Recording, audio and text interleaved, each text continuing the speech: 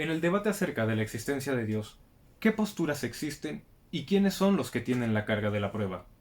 Quédate, que te lo cuento.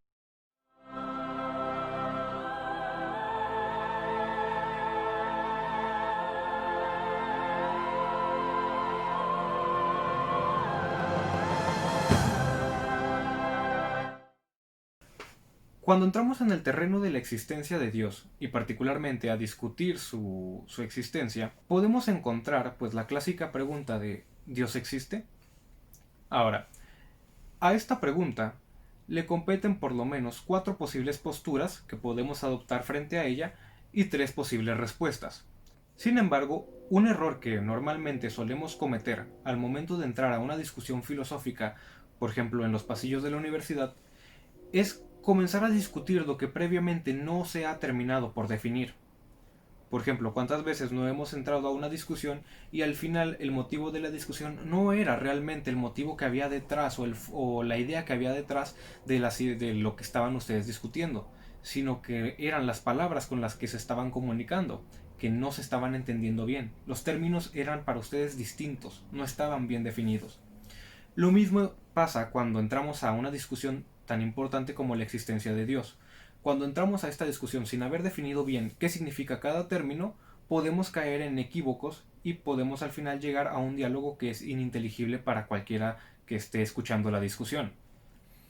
Por lo tanto, quiero comenzar este video y particularmente esta serie de videos acerca de la existencia de Dios definiendo los términos, lo que yo considero que son los términos centrales para poder tener un diálogo fructífero. Vamos a comenzar definiendo en este video lo que son las posturas que se pueden tomar respecto a la cuestión de la existencia de Dios. Particularmente podemos encontrar 4 posibles posturas: el teísmo, el ateísmo, el agnosticismo y lo que a mí me gusta llamarlo un estado de ignorancia vencible. Ahora, antes de comenzar a definir todas estas posturas, que yo sé que en muchas ocasiones daré algunas definiciones cuanto menos controversiales, quiero decir de que estoy siguiendo muy de cerca el trabajo filosófico realizado por el doctor ateo Graham Oppy en su libro Ateísmo, lo básico, o en inglés Atheism, The Basics, y también el Oxford Companion to Atheism. Por lo tanto, pues pueden encontrar todas estas referencias y todo lo que estaré diciendo abajo en la descripción citados adecuadamente. Vamos a comenzar definiendo primeramente qué es el teísmo. El teísmo no es tan complicado de definir, o al menos no es tan controversial. El teísmo es aquella postura que afirma la existencia de Dios. Esa podría ser una definición simple de lo que vendría a ser el teísmo. Sin embargo, vamos a ahondar un poco en la cuestión. Dentro del teísmo podemos encontrar 2 grandes ramas en las que se puede partir esta postura: el politeísmo y el monoteísmo. El politeísmo es afirmar la existencia de 2 o más deidades. De una manera más formal, podemos decir que existe un X, tal que X es un conjunto o una colección de entidades cuyas propiedades se corresponden con las de la divinidad. En este sentido, pues el politeísmo es simplemente decir de que existen 2 o más dioses. Ahora, eso es por su parte el politeísmo. La otra parte del teísmo es lo que se le conoce como el monoteísmo, el cual simplemente afirma la existencia de una única deidad. Esto significa que existe un único X, tal que X posee las propiedades de la divinidad. Las diferencias entre el politeísmo y el monoteísmo son evidentes. Mientras que el politeísmo no tiene reparo en poder multiplicar la cantidad de dioses que hay, el monoteísmo establece una restricción al reclamo de la existencia de Dios a una sola entidad.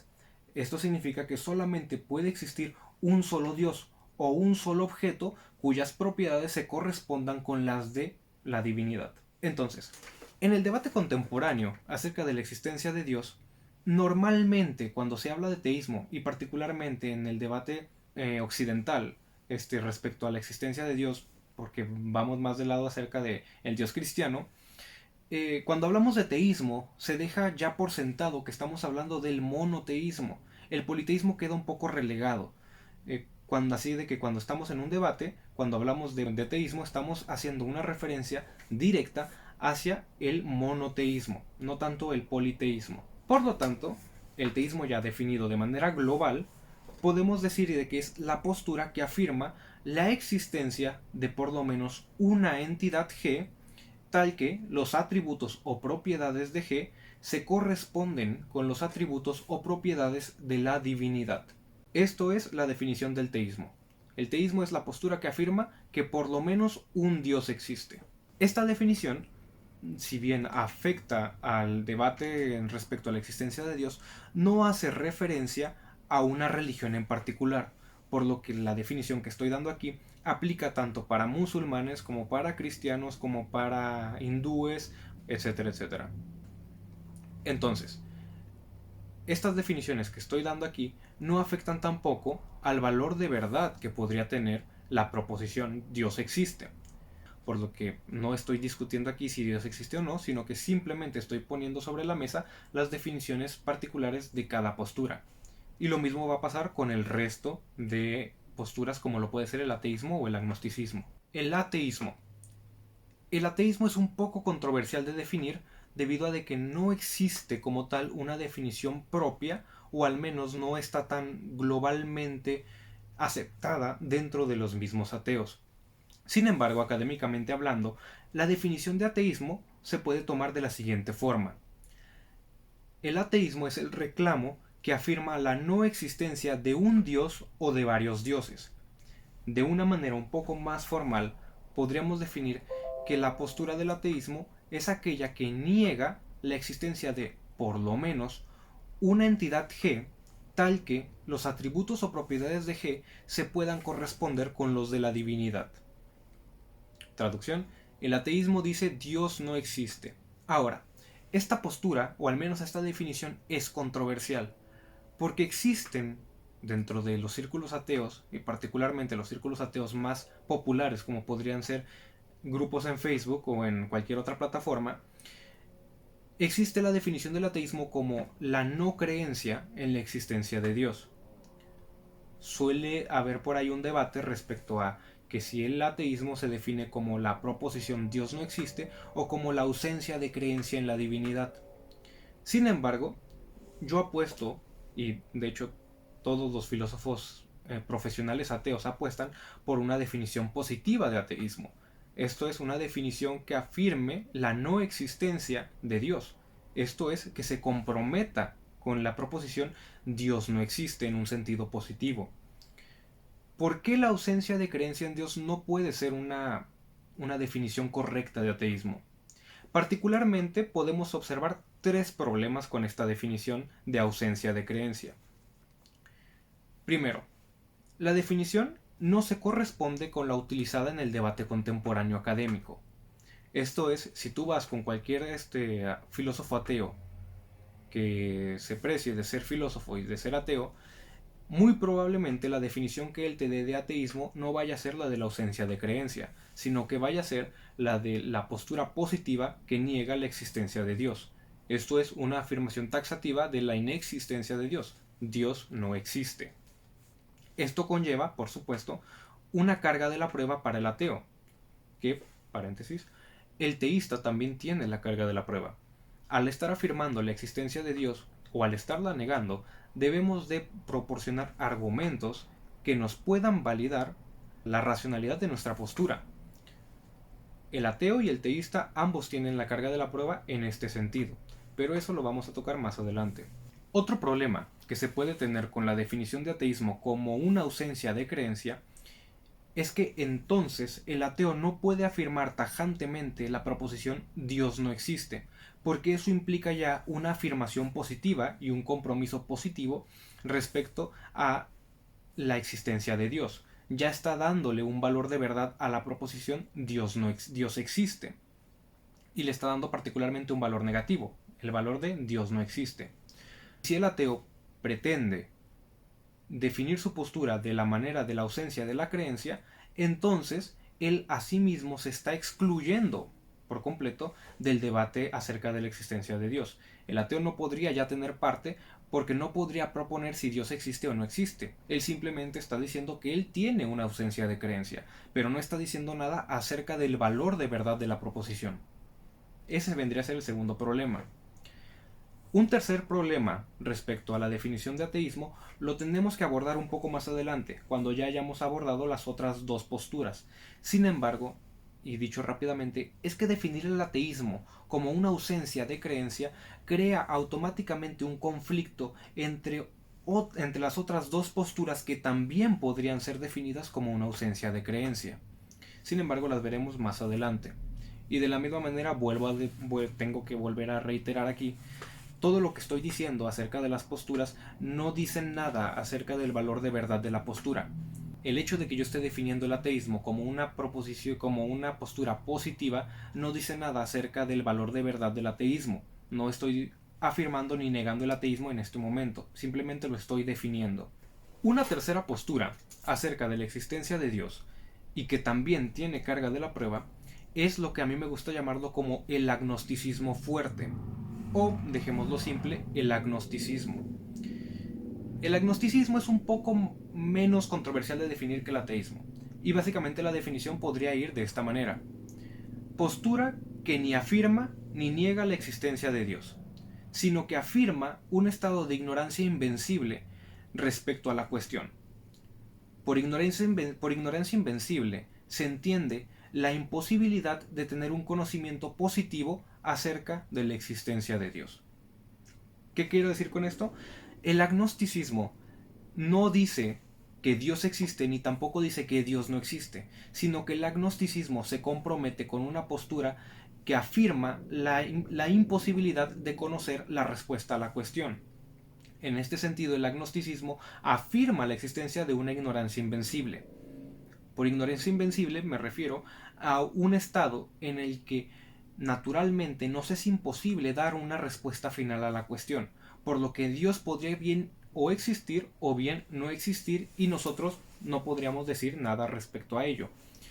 Un buen ejemplo de un agnóstico de este tipo podría ser Immanuel Kant, que siendo aún teísta afirmaba una ignorancia invencible respecto a la proposición Dios existe. Ahora, el agnóstico también tiene carga de la prueba debido a que se está comprometiendo positivamente con una postura que afirma la existencia de una ignorancia invencible, por lo que el agnóstico en este sentido no solamente deberá rechazar y bloquear los argumentos que puedan dar tanto los ateos como los teístas, sino que debe proporcionar argumentos que hagan mucho más fuerte su propia postura. Tiene que contribuir al debate acerca de la existencia de Dios. Porque así como tenemos la parte que afirma y la parte que niega, está la parte que dice que no se puede conocer.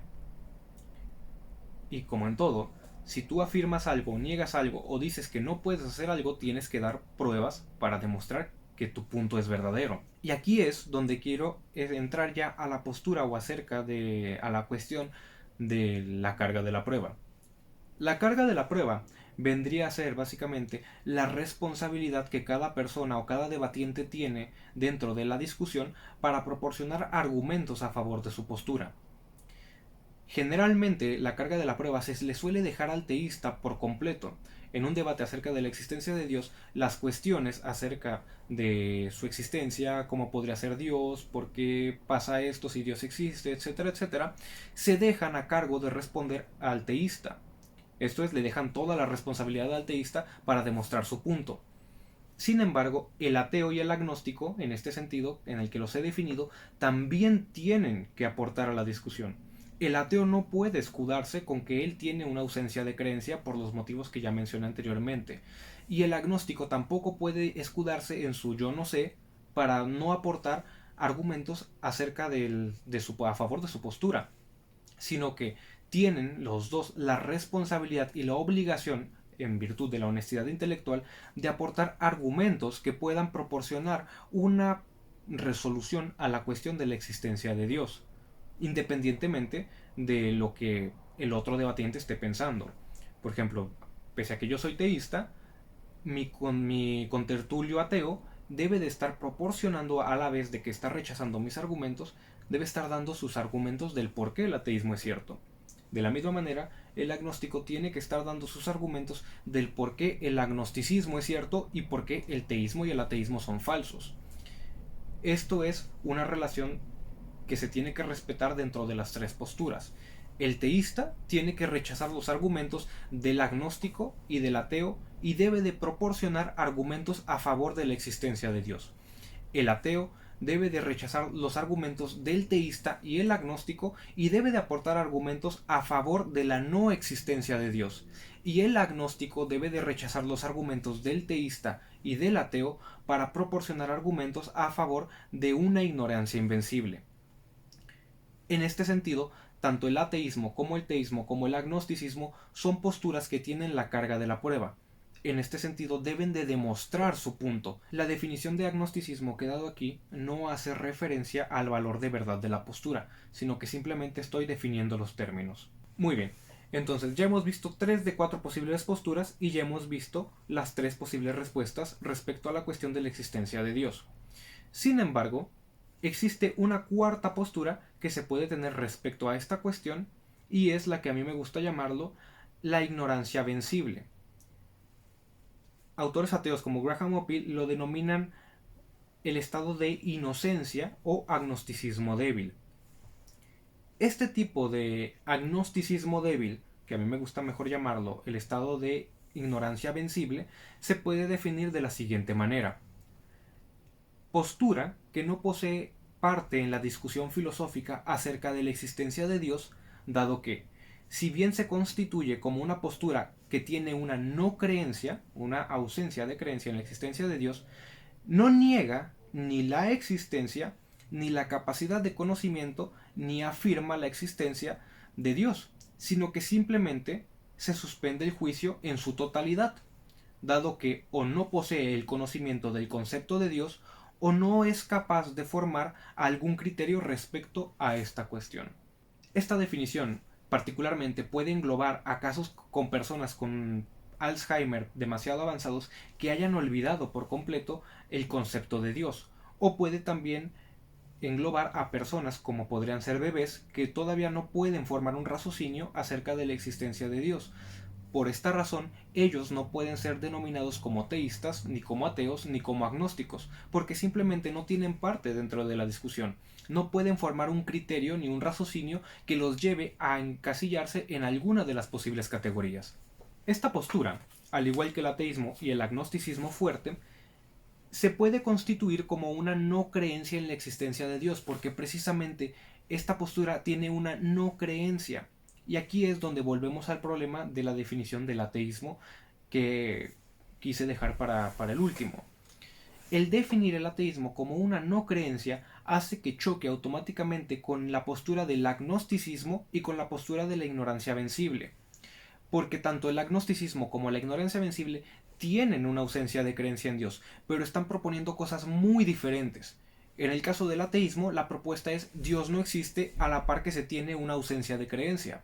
En el agnosticismo se dice es imposible conocer si Dios existe o no existe a la vez de que se tiene una ausencia de creencia. Y en la ignorancia vencible no se propone nada. Simplemente se tiene una ausencia de creencia, pero no se puede llegar a proponer una solución a la cuestión porque precisamente no se puede formar este raciocinio o no se tiene el concepto de Dios como para poder formar una respuesta. Entonces, si el ateo quiere definir su postura, y también va para el agnóstico, como una ausencia de creencia en la existencia de Dios, entonces tiene un problema, porque automáticamente su postura está englobando otras dos que dicen cosas completamente diferentes e incluso que pueden llegar a ser contradictorias entre sí. Por lo tanto, la única solución posible o la única definición válida para el ateísmo es la de la negación positiva de la existencia de Dios. Esto es que se comprometa con la no existencia de Dios, con defender su no existencia. De esta manera, y resumiendo un poco ya todo lo que hemos dicho, podemos encontrar entonces 4 posibles posturas. El teísmo, que afirma la existencia de por lo menos un Dios. El ateísmo, que se compromete con la defensa de la proposición Dios no existe. El agnosticismo, que afirma un estado de ignorancia invencible. Y el estado de ignorancia vencible, el cual no propone nada y no tiene por tanto la carga de la prueba porque no está proponiendo nada. Pero también se constituye como una no creencia porque no tiene en sí el concepto o no ha decidido todavía acerca de la existencia de Dios. Y ojo, este estado de ignorancia vencible podríamos decir de que solamente puede ser alcanzado por casos muy excepcionales en los que o no se pueda formar el criterio de un raciocinio o se olvide por completo el concepto de la existencia de Dios. Por lo tanto, la gran mayoría de nosotros como personas vamos a estar dentro de alguna de las tres categorías principales que he dicho. Vamos a ser teístas o ateos o agnósticos. Y lo importante de ser tanto ateísta como ateo o como agnóstico es que en el momento en el que comenzamos a debatir sobre la existencia de Dios, debemos de saber bien el rol que estamos jugando dentro del debate.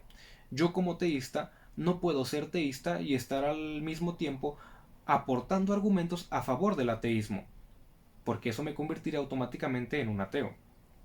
Sino que en un debate formal tengo que estar aportando argumentos acerca de mi postura como teísta. El agnóstico, por su parte, no puede tomar un argumento ateo como un argumento a favor de su postura, sino que lo debe de rechazar, porque si el argumento ateo concluye en la inexistencia de Dios, eso automáticamente crea un choque con su propia postura, y algo muy similar ocurre con el ateísmo. Por lo tanto, ya para terminar este video, debemos de tener muy bien definidos cuáles son los términos que tenemos que utilizar al momento del debate de la existencia de Dios. Un teísta tiene que saber y tiene que conocer bien su rol dentro del debate. Un ateo de la misma manera y un agnóstico también. El ateo, el teísta y el agnóstico deben de conocer bien sus roles y cuáles son sus argumentos y proporcionarlos a la discusión para que su postura tenga una solidez racional, para que podamos tomarla en cuenta. Porque si alguno de los tres, si el ateo, si el teísta o el agnóstico, afirma que él no tiene carga de la prueba, bueno, entonces tenemos un grandioso problema. Porque yo también puedo decir, por ejemplo, que la segunda ley de Newton es verdad. Pero por el hecho de que yo lo diga, no se va a seguir inmediatamente de que así lo sea. De la misma manera, alguien puede negar la segunda ley de Newton. Y si la niega, tiene que proporcionar argumentos que demuestren el por qué la segunda ley de Newton está equivocada.